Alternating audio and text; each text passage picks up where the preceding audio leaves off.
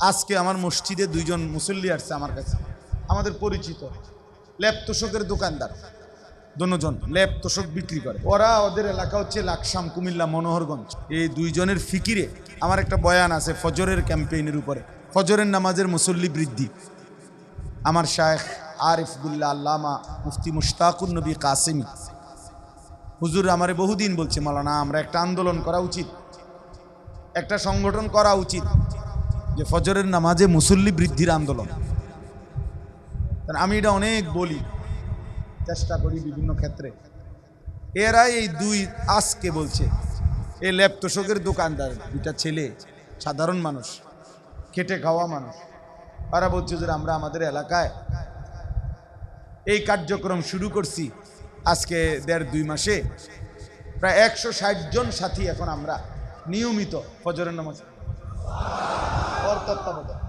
এটা ল্যাপ তোষক বেশিন না দোকান, আপনি মন চাইলে আপনি দেখাম।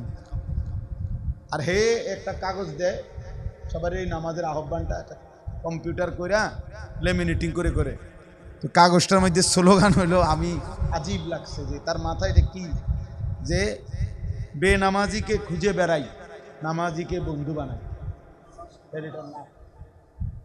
আচ্ছা কোন হুজুর, কি সুন্দর কথা, বেনামাজিকে খুঁজে বেড়াই, নামাজিকে বন্ধু বানাই। আমার গাড়িতে আছে এটা, কাগজটা আজকে দিয়ে গেছে জুমার পর। তো আমার কাছে কেন আসছে, হুজুর এখন তো সব ছেলে পেলে এলাকার আমার কাছে দাবি জানাইছে, ওর কাছে যে আমার নাম বলছে যে হুজুরের আইনা দিতে হবে, হুজুরে ওয়াজ করতে হবে ফজরের পর। আমি নগদ দাঁড়াইয়া গাড়ি থামাইয়া, আমার তখন ওই যে দুপখোলা যে আজকে জাতীয় সিরাত ওখানে বয়ান ছিল, আমি ওখানে তাড়াহুড়া করে যাইতেছি, জুমা পরেই বের হয়ে গেছিলাম, পথে ওরা ধরছে আর এটা দেখাইছে, নগদ দাঁড়াইয়া ডায়েরি খুলে ডেট দিছে। আমি ডেট দিলাম, বহুত জনের ডেট আপনার বহুদিনও কি মিলে না, পর আমি দাঁড়াইয়া ডেট দিছি, আমি অহন ডেট না। তার মানে বলার উদ্দেশ্য হলো আলহামদুলিল্লাহ ইসলাহুল মুসলিমিন এই যে সংগঠন, এরকম প্রত্যেকের সামর্থ্যে, যার যার সামর্থ্যে আল্লাহর কথা বলেন, মানুষকে ফেরাবার চেষ্টা করেন, মানুষকে ফেরাবার চেষ্টা করেন। আল্লাহ তাআলা আমাদের সকলকে তৌফিক দান করেন। রাত্র যেহেতু অনেক হয়েছে, আমি জ্যামে আটকায় গেছিলাম, এই জন্য আমার দেরি হয়েছে। আমি অল্প একটু আপনাদের সামনে সামান্য কিছু কথাই আরজ করতে চাই। পবিত্র কোরআনুল কারীমের 30 নম্বর পারা 90 নম্বর সূরা, সূরায়ে বালাদ, এই সূরাটার নাম। এই সূরার 10টি ছোট্ট ছোট্ট আয়াত আমি আপনাদের সামনে তেলাওয়াত করেছি। পুরা সূরাটার মধ্যে মোট 20টা আয়াত, ছোট সূরা, এর অর্ধেক 10 আয়াত আমি তেলাওয়াত করছি আপনাদের সামনে। এই 10টা আয়াতকে সামনে রেখে ইনশাআল্লাহ অল্প কিছু কথা আমরা আরজ করতে চাই। আল্লাহ তাআলা আমাদেরকে তৌফিক দান করেন। এই সূরার শুরুতে আল্লাহ তাআলা 3টা কসম করছেন, 3টি কসম করে একটা কথা বলছেন। কোরআনুল কারীমের মধ্যে আল্লাহ তাআলা বহু কথা বলার জন্য বিভিন্ন সূরায় কসম করেছেন। স্বাভাবিকভাবে আমরা এটা বুঝি যে মানুষ তার কথাকে দৃঢ় করার জন্য, মজবুত করার জন্য কসম করে। তো বাস্তবতা হলো আল্লাহ তাআলার প্রত্যেকটা কথা এমনিতেই মজবুত, এমনিতেই সত্য, এমনিতেই শতভাগ সঠিক।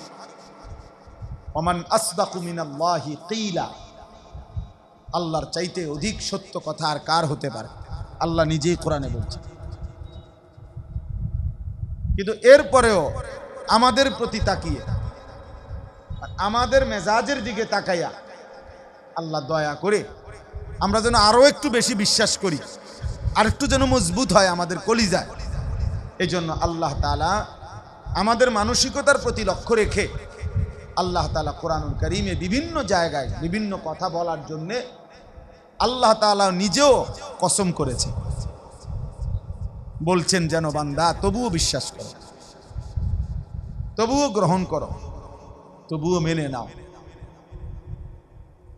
কোরআনুল কারীমের মধ্যে কোথাও একটা, দুইটা, তিনটা, চারটা কসম আছে এক এক কথা বলার জন্য। একটা সূরা আছে ওয়াশ-শামসি ওয়া দুহাহা, এই সূরায়ে শামস, এই সূরার মধ্যে 30 নম্বর পারাতেই এই একটি সূরাতে আল্লাহ তাআলা একটা কথা বলার জন্য 14টা কসম করছে। কোরআনের সবচেয়ে বেশি কসম এই সূরাতে। ওয়াশ-শামসি ওয়া দুহাহা, এই প্রতি আয়াতে দুইটা কসম। ওয়াশ-শামসি একটা কসম, ওয়া দুহাহা আরেকটা কসম। খতিব আজম মুনাজির জামান আল্লামা নুরুল ইসলাম অলিপুরি দামাত বারাকাতুহুমুল আলিয়া, হযরতের জবান থেকে আমি এটা শুনছি। হযরত একবার সরাসরি আমি শুনছি হযরতের বয়ান। 14টা কসম, এখানে 14টি কসম করে আল্লাহ তাআলা কথা বলছেন। এইখানেও এই সূরাতে আল্লাহ তাআলা 3টা কসম করছে, কসম করে কথাটা বলছে। প্রথম কসম আল্লাহ তাআলা বলেন, লা উকসিমু বিহাদাল বালাদ, হে প্রিয় বন্ধু আমি কসম করতেছি এই পবিত্র মক্কা নগরীর। মক্কা নগরী, বালাদ শব্দের অর্থ নগরী, শহর, এলাকা। আমি এই মক্কা নগরীর কসম করছি, মক্কা নগরীর কসম। তাফসীরের মধ্যে আছে আল্লাহ তাআলা যখন কোনো বস্তুর কসম করে, মনে রাখতে হবে সেই বস্তুর মধ্যে হয়তো কোনো বিশেষত্ব আছে, অথবা আল্লাহ তাআলা বলার কারণে এটার বিশেষত্ব বেড়ে গেছে। এই দুইটার এক। আল্লাহ তাআলাই ওর মধ্যে আগের থেকেই কোনো বিশেষত্ব রাখছেন, অথবা আল্লাহ তাআলা বলার কারণে ওইটার কি বেড়ে গেছে, বিশেষত্ব বেড়ে গেছে। তো আল্লাহ তাআলা কসম করতেছে, বন্ধু আমি মক্কা নগরীর কসম করছি। তো আল্লাহ নবী সাল্লাল্লাহু আলাইহি সাল্লাম যেন নবীজি যেন আল্লাহকে জিজ্ঞেস করলেন, মাওলা কি এমন বিশেষত্ব, কি এমন কারণ যেই কারণে আপনি মক্কা নগরীর কসম করলেন? সুবহানাল্লাহ। রব্বুল আলামিন বলেন, আচ্ছা বন্ধু তাহলে পরের 2 কসম পরে, আগে কারণ দর্শাই। আরো না 2টা কসম আছে, আচ্ছা হেডি রাখেন, পরে কমু। আগে আমি মক্কা নগরীর কসম কেন করলাম এটা আগে বলি। আল্লাহ নিজে বলতে, আগে এটার বলি। আপনি জানতে চেয়েছেন মক্কা নগরীর কসম কেন করলাম, রব্বুল আলামিন নিজে বলে, ওয়া আনতা হিল্লুম বিহাদাল বালাদ, কারণ জানেন আপনি যেই শহরে থাকেন,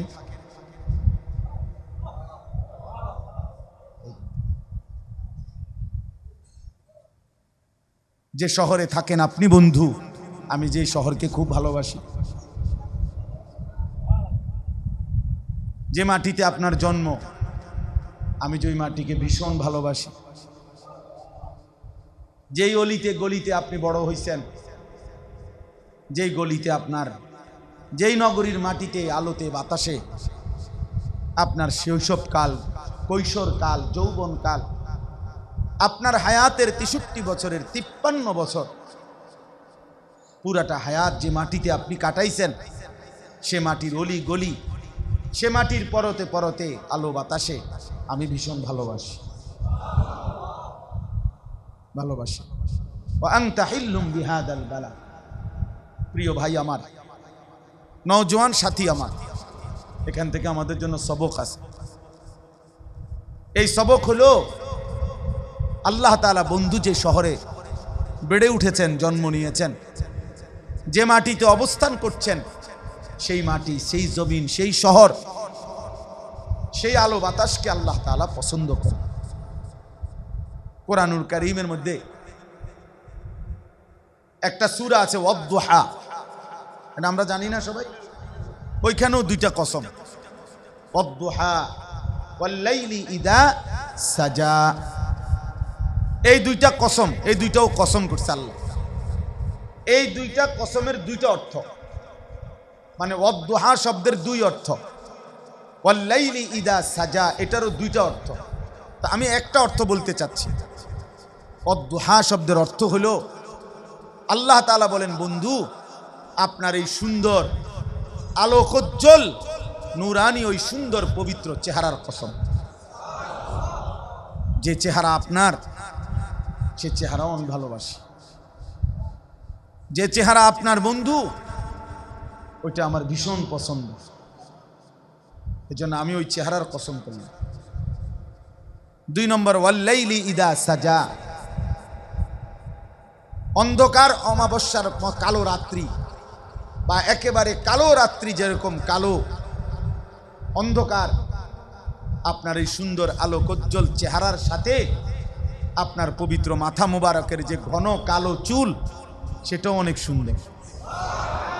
ওয়াল্লাইলি ইদা সাজা, আপনার ওই চমৎকার ঘন কালো চুলের কসম।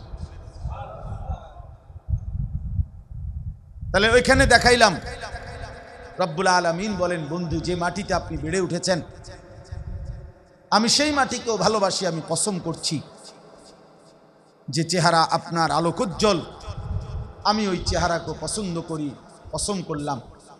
যেই চুল আপনার ঘন কালো, আমি সেই চুলকেও পছন্দ করি, আপনার সেই চুলের কসম। নবী সাল্লাল্লাহু আলাইহি ওয়াসাল্লাম কম্বল গায়ে দিয়ে শুইছেন, কম্বল গায়ে দিয়ে শুইছেন আল্লাহর নবী সাল্লাল্লাহু আলাইহি ওয়াসাল্লাম। রব্বুল আলামিন আরশে আজিমের মালিক আল্লাহ তাআলা যেন বলতেছেন, বন্ধু আমার যে এখন আপনাকে ডাক দিতে হবে, আমি যে কথা বলবো এখন আপনার সাথে, কারণ আপনি তো কম্বল গায়ে দিয়ে আছেন, এখন আপনাকে কেমনে ডাকি? কম্বলকে বাদ দিয়ে। তাহলে এই কম্বলকে তো বঞ্চিত করা হইল।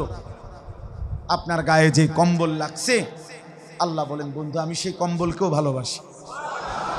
এজন্য চলেন বন্ধু, আপনাকে কম্বল সহই ডাক দেই, ইয়া আইয়ুহাল মুজাম্মিল, হে কম্বল পরা বন্ধু আমার।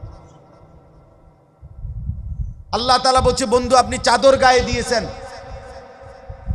আমি সেই চাদরকেও পছন্দ করি। আমি চলেন আপনাকে ডাক দিতে চাইলাম, তো চাদর ধরেই ডাক দিলাম, ইয়া আইয়ুহাল মুদ্দাসসির, হে চাদর পরা নবী আমার। কোরআনুল কারীমের মধ্যে 25 জন নবী এবং রাসূলের নাম আছে। আমি বললাম একটু আগে, বলছি কিনা, এই নবী রাসূলদের বিভিন্ন জনকে আল্লাহ তাআলা বিভিন্ন দরকারে ডাক দিছেন, নবীদেরকে ডাকছেন আর কি। প্রত্যেক নবীকে আল্লাহ তাআলা নাম ধরে ধরে ডাকছেন কোরআনে, কিন্তু খোদার কসম এই এক বন্ধুকে তিনি কোনোদিন নাম ধরে ডাক দেন না।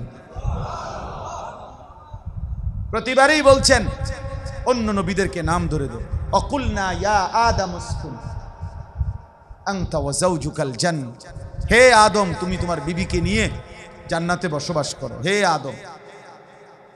নূহ আলাইহিস সালাম বলছে, আল্লাহ আমার ছেলে কেনান ডুবে যাচ্ছে, এটা আমার সন্তান। আল্লাহ বলছে, ইয়া নূহ ইন্নাহু লাইসা মিন আহলিক, হে নূহ বেঈমান নাফরমান তোমার সন্তান নয়, ইমানদারের সন্তান হতে পারে না। ইন্নাহু আমালুন গায়রু সালেহ, এটা বেআমল সন্তান।